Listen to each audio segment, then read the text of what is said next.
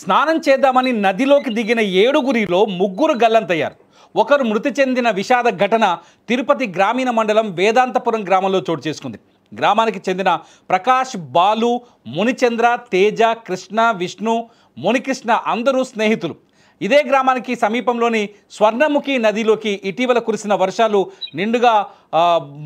వర్షాలతో స్వర్ణముఖి నది పొంగి పొర్లుతోంది. అందులో సరదాగా స్నానాలు చేయడానికి వెళ్ళారు.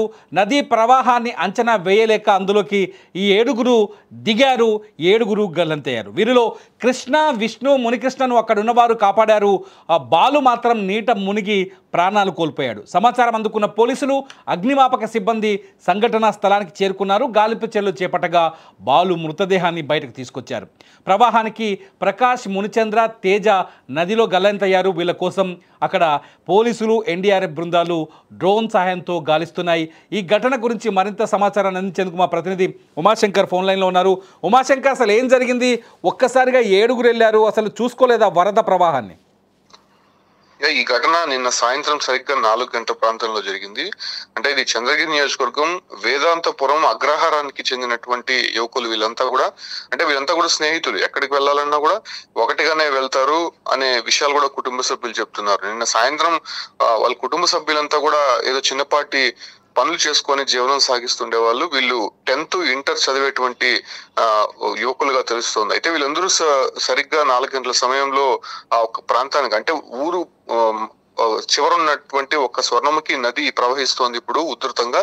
సో ఆ ప్రాంతానికి వెళ్ళి అక్కడ సరదాగా ఈత కొట్టేందుకు వెళ్ళినటువంటి పరిస్థితి. సో ఆ టైంలోనే అక్కడ ముఖ్యంగా ఈ ప్రమాదానికి జరగడానికి కారణం, సాధారణంగా వీళ్ళు అక్కడికి వెళ్తూ ఉంటారు, బట్ ఇటీవల ఇసుక పూర్తిగా కూడా అక్కడ లోడ్ అయ్యడము, ఉన్నటువంటి లోతు గమనించకపోవడం వీళ్ళంతా కూడా ఈ ప్రమాదానికి గురి కావడానికి మెయిన్ రీజన్ గా చెప్పొచ్చు. అంటే ఇక్కడ ఇసుక తవ్వకాలు రెగ్యులర్ గా జరుగుతున్నాయా? ఆ గోతుల్లో పడిపోయి వీళ్ళు గల్లంతై ఉంటారా? ఆ ఊబిలో లోపలికి వెళ్ళిపోయినటువంటి నేపథ్యంలోనే వాళ్ళు ఆచూకీ ఇప్పటి వరకు కూడా లభించలేదు. కేవలం నిన్న రాత్రి ఒక మృతదేహం మాత్రం లభించింది. ఇవాళ ఉదయం నుంచి కూడా అత్యంత క్లిష్ట పరిస్థితుల్లో డ్రోన్ సహాయంతో మరో 2 మృతదేహాలు అయితే ఇప్పటి వరకు లభించాయి. మరో మృతదేహం ఇప్పటి వరకు లభించలేదు. దాన్ని ఇంకా కూడా గాలింపు చర్యలు చేపడుతున్నారు. అయితే దాదాపు 7 మంది యువకులు అక్కడికి వెళ్లారు. అయితే 2 మాత్రం గట్టుపైనే ఉన్నారు స్నానం చేసిన తర్వాత. మిగతా 5 మంది మాత్రం కింద దిగి ఉన్నారు. ఇప్పుడు మొత్తం ఉమాశంకర్ ఎంతమంది గల్లంతై ఉన్నారు? ఎంతమంది ఆచూకు తెలియాల్సి ఉంది ఇప్పుడు? మొత్తం 4 అయితే చనిపోయినట్టయితే ధృవీకరించారు, కానీ 3 మృతదేహాలు దొరికినాయి. మరో మృతదేహం మాత్రం దొరకాల్సి ఉంది. చిన్న అనేటువంటి మృతదేహం ఇప్పటి వరకు లభించలేదు. నిన్న నైటే ఒక మృతదేహం అయితే దొరికింది, కానీ ఇవాళ ఉదయం నుంచి కూడా డ్రోన్ సహాయంతో ఏదైతే ప్రత్యేకమైనటువంటి గజ ఈతగాల్ని రప్పించి, అంటే వీళ్ళ మృతదేహాలు ఎక్కడున్నాయంటే కింద ఊబిలో చిక్కుకుపోయినాయి, అక్కడక్కడ గుంతలు ఏర్పడిపోయి ఉన్నాయి. సో ఆ ఒక లోపల ఉండడం వల్ల మృతదేహాలు కనిపించకుండా పోయినట్టయితే తెలుస్తోంది. అయితే 4 చనిపోయారు, కానీ మిగతా 3 మాత్రం ప్రాణాలతో బయటపడ్డారు. విష్ణు, మునిరత్నం, కృష్ణ అనేటువంటి వ్యక్తులు అక్కడ ఉన్నటువంటి కొంతమంది సహాయంతో వాళ్ళంతా కూడా బయటపడినటువంటి పరిస్థితి. అయితే కుటుంబ సభ్యులు మాత్రం ఒకటే చెప్తున్నారు, వీళ్ళు చెప్పకుండా వచ్చారు. సాధారణంగా అక్కడ ఈత రాదా వీళ్ళకి? ఈత రాదా?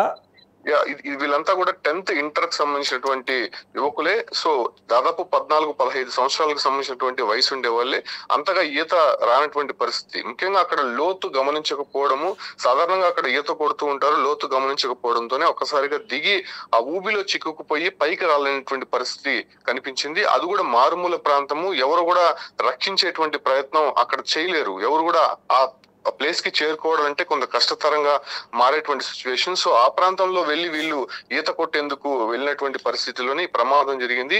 అక్కడ ప్రస్తుతం నిన్న రాత్రి నుంచి కూడా రెస్క్యూ టీం కావచ్చు, లేకపోతే ఎస్డిఆర్ఎఫ్, ఫైర్ సిబ్బంది, అదే రకంగానే గజ ఈతగాల్ని కూడా బయట నుంచి తిప్పించి లోపల ఊబిలో చిక్కుకున్నటువంటి వారిని గుర్తించే ప్రయత్నం అయితే చేస్తున్నారు. మరో మృతదేహం అయితే దొరకాల్సి ఉంది, అతను కూడా చనిపోయినట్టయితే ధృవీకరించారు. కానీ ఏదైతే బయటపడినటువంటి యువకుల ద్వారా వచ్చినటువంటి ఇన్ఫర్మేషన్ ప్రకారం ఎక్కడ మునిగారు, ఎక్కడ తేలారనే విషయాలు వాళ్ళ దగ్గర నుంచి తెలుసుకొని సహాయక చర్యలు అయితే కంటిన్యూ అవుతోంది. ఒక మృతదేహం దొరకాల్సి ఉంది. మొత్తం 4 చనిపోయినట్టయితే ధృవీకరించారు. రైట్ ఉమాశంకర్, ఇది తీవ్రమైన విషాదకరమైన సంఘటన. ఇది తిరుపతిలో జరిగింది, తిరుపతి జిల్లాలో జరిగింది. చంద్రగిరి సమీపంలో ఉన్న ఏదైతే స్వర్ణముఖి నది ఉందో, వేదాంతపురం అనే గ్రామంలో స్వర్ణముఖి నది ప్రాంతంలో వెళ్ళి స్నానానికి వెళ్ళిన పిల్లలు దాదాపు 10వ తరగతి చదువుతున్నారు. అంత చిన్న పిల్లలే అని తెలుస్తుంది. వీళ్ళు ఊహించని విధంగా నదీ పరివాహక ప్రాంతాల్లోకి వెళ్ళారు, స్నానం చేద్దాం అనుకున్నారు. కానీ అక్కడ అక్రమ ఇసుక తవ్వకాలు జరిగాయి.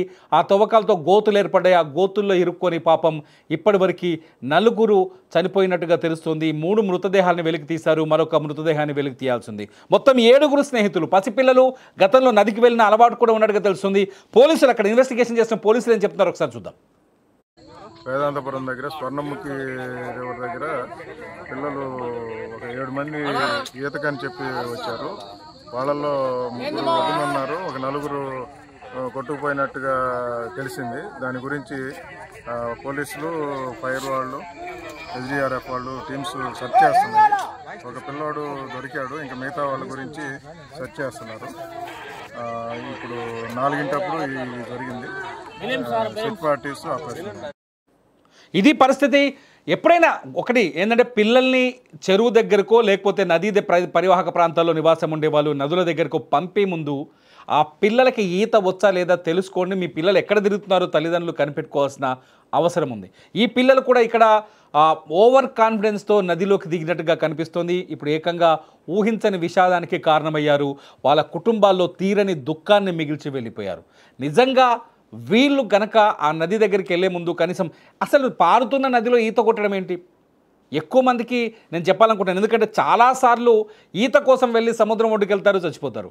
నదీ పరివాహక ప్రాంతాల్లోకి వెళ్తారు, చనిపోతారు. చెరువు దగ్గరికి వెళ్ళిపోతారు, చనిపోతారు. ఈత నేర్చుకోండి. ఈత రాకుండా దయచేసి నీళ్లతో ప్రయోగాలు చేయొద్దు, నీళ్లతో చెలగాటమాడొద్దు. అది తిరుపతిలో జరిగిన ఇటువంటి ఉదంతాలకు, విషాదాలకు కారణమవుతుంది. మీ అభిప్రాయాలను కూడా ఈ వీడియో కింద కామెంట్ చేయండి. నిజంగా మీరు పిల్లలకి ఏమైనా సజెషన్ ఇవ్వాలనుకుంటే ఈ వీడియో కింద మీరు కామెంట్స్ చేయండి. మీ కామెంట్స్ చాలా విలువైనవి అవుతున్నాయి. ఖచ్చితంగా మీ కామెంట్స్ చదివే వాళ్ళకి మీ కామెంట్స్ ఉపయోగపడతాయి. చూస్తూనే ఉండండి అప్డేట్స్ కోసం సుమన్ టీవీ.